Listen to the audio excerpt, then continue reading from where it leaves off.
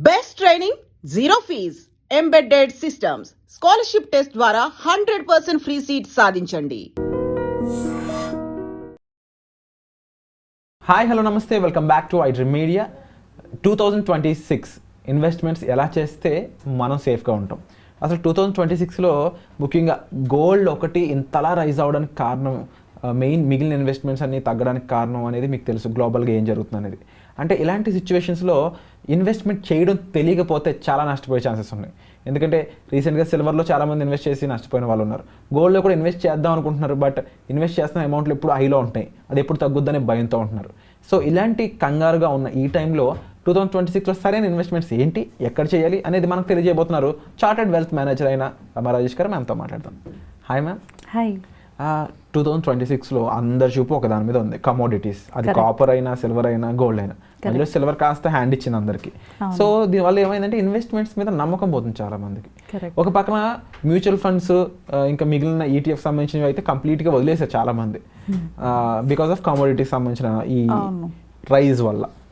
కానీ కొంతమంది అనలిస్టులు ఇది ఇప్పుడు ఆపర్చునిటీ, ఈ టైంలో ఇన్వెస్ట్ చేస్తే తక్కువ ప్రైస్లో మీకు చాలా ఎక్కువ లాట్స్ దొరుకుతాయి, సో ఫ్యూచర్లో అవి పెరిగాయంటే మీరు చాలా ప్రాఫిట్ పొందుతారు అని ఇలాంటి స్ట్రాటజీస్ కూడా చెప్తా ఉన్నారు. కరెక్ట్. సో ఇలాంటి టైంలో మరి మీరు ఇచ్చే సజెషన్ ఏంటి?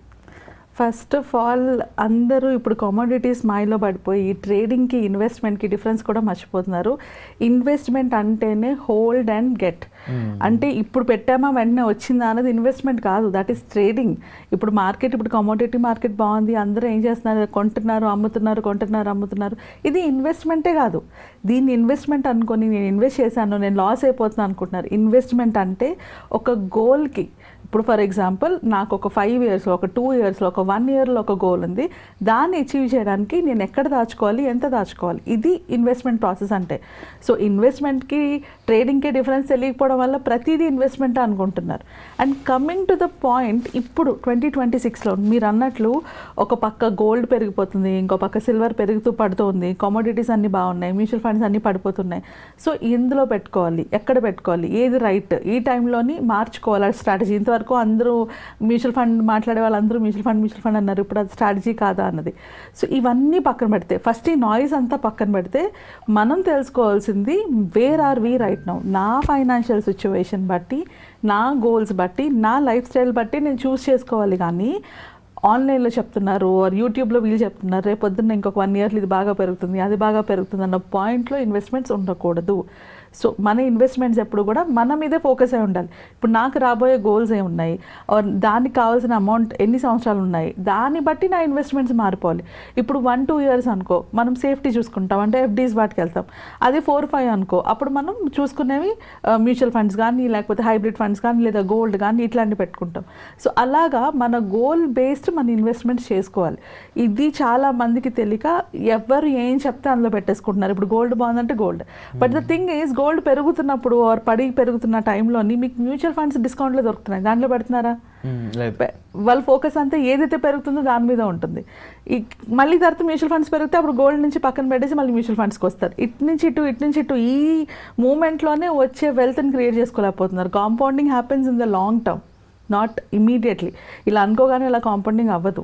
అది స్పెక్యులేషన్ అవుతుంది, లేకపోతే ట్రేడింగ్ అవుతుంది, లేకపోతే ఎజ్యూమ్ చేసుకోవడం, అంటే ఇలా జరుగుతుంది అనేసి ప్రిడిక్షన్స్ మీద వెళ్ళడం, గ్యాంబ్లింగ్ ఇంకా కరెక్ట్గా చెప్పాలంటే.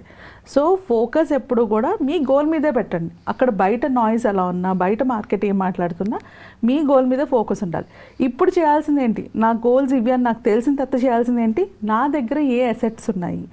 అంటే ఇప్పుడు ఫర్ ఎగ్జాంపుల్ నేను ఆల్రెడీ గోల్డ్లో చాలా ఎక్కువ ఇన్వెస్ట్ చేస్తున్నాను, ఇప్పుడు మార్కెట్ బాగుంది, గోల్డ్ ఇంకా బాగుందని దాంట్లో ఇన్వెస్ట్ చేయడం రైట్ కాదు. నా అవసరాలకి తగినట్టుగా నేను ఇన్వెస్ట్మెంట్ చేసుకోవాలి. ఇప్పుడు నేను ఆల్రెడీ గోల్డ్లో ఎక్కువ ఉంది కాబట్టి నేను మ్యూచువల్ ఫండ్స్లో పెట్టాలి. ఒకవేళ నేను ఆల్రెడీ మ్యూచువల్ ఫండ్స్లోనే కంటిన్యూస్గా ఇన్వెస్ట్ చేస్తున్నాను, ఇప్పుడు గోల్డ్లో ఆపర్చునిటీ ఉంది, దెన్ గోల్డ్లో పెట్టుకోవాలి. ఇవి రెండు బాగానే చేస్తున్నాను, రియల్ ఎస్టేట్ ఏం లేదు, సో స్లోగా రియల్ ఎస్టేట్కి మూవ్ అవ్వాలి.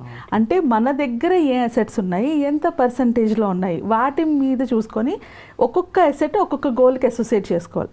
ఇప్పుడు ఫర్ ఎగ్జాంపుల్ గోల్డ్ మోస్ట్లీ అందరూ పిల్లల మ్యారేజ్ కోసం పెట్టుకుంటారు, అంటే మ్యారేజ్కి ఎట్లాగో గోల్డ్ తీసుకోవాలన్న పాయింట్లో గోల్డ్ని పెట్టుకుంటారు. So that is fine. మీ పిల్లల మ్యారేజ్కి ఒక 15 ఏళ్ళు ఉందంటే స్లోగా ఇన్వెస్ట్ చేయండి గోల్డ్లో, ఒకేసారి కొనాల్సిన అవసరం లేదు. అండ్ దెన్ అలానే మ్యూచువల్ ఫండ్స్, ఒక 10 ఏళ్ళు వాళ్ళ ఎడ్యుకేషన్కి ఉంది అంటే అప్పుడు మ్యూచువల్ ఫండ్స్లో ఇన్వెస్ట్ చేయండి. మీ ఫ్యూచర్లో ఒక డ్రీమ్ హౌస్, ఒక డ్రీమ్ ప్లేస్లో ఉండాలనుకున్నప్పుడు రియల్ ఎస్టేట్.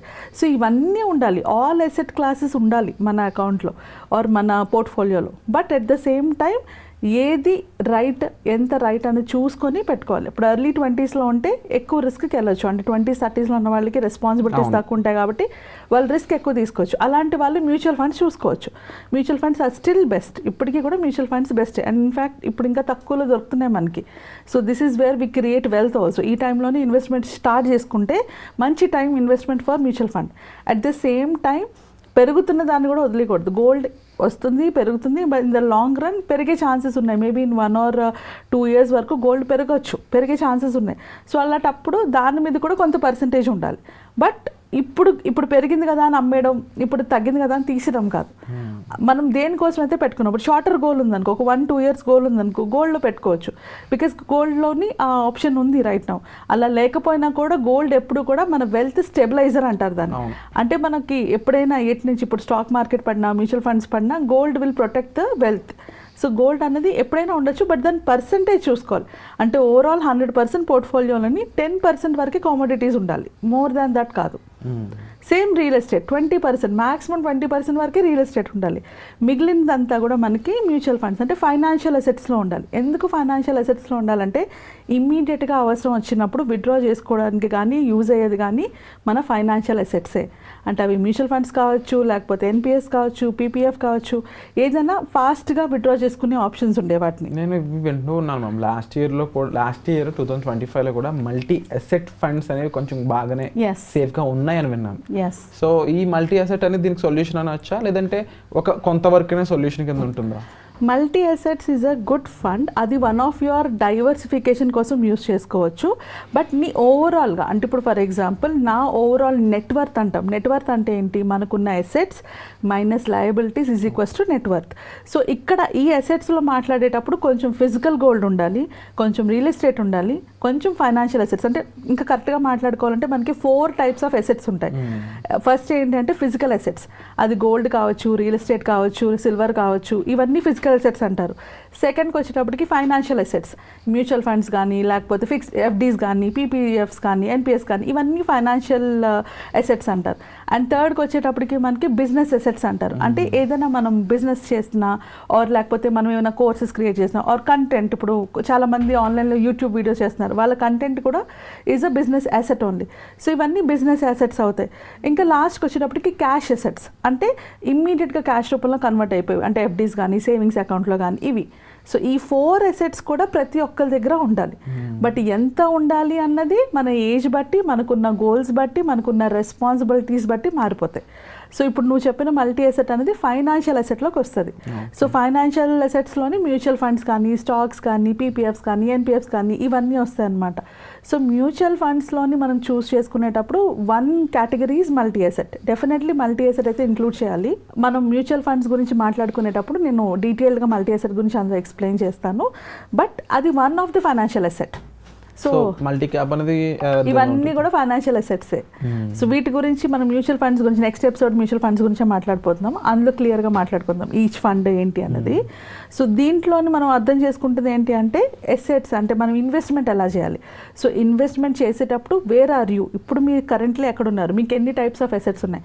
ఒకవేళ నా గోల్డ్లో ఎక్కువ ఉందంటే this is a time to move to mutual funds. ఎందుకంటే ఇప్పుడున్న టైము ఏ ఇన్వెస్ట్మెంట్కైనా మంచి టైమే. రియల్ ఎస్టేట్ కూడా స్టాగ్నెంట్లోనే ఉంది, అది కూడా హైలో లేదు. సో రియల్ ఎస్టేట్లో పెట్టుకోవడానికి ఇది మంచి టైమే. మ్యూచువల్ ఫండ్స్ కూడా మనకి తక్కువలోనే దొరుకుతున్నాయి, దానికి కూడా ఇదే మంచి time. And gold and silver పెరుగుతూ తగ్గుతుంది అండ్ సమ్ టైమ్స్ పడుతున్నప్పుడు ఇప్పటికీ కూడా it is still a good time to invest. Long term ఏదైనా కూడా ఒక 1-2 years వరకు అన్నీ నీకు మంచి ప్రైసెస్లోనే దొరుకుతున్నాయి at this point of time. 2026 is a best time for any type of investment.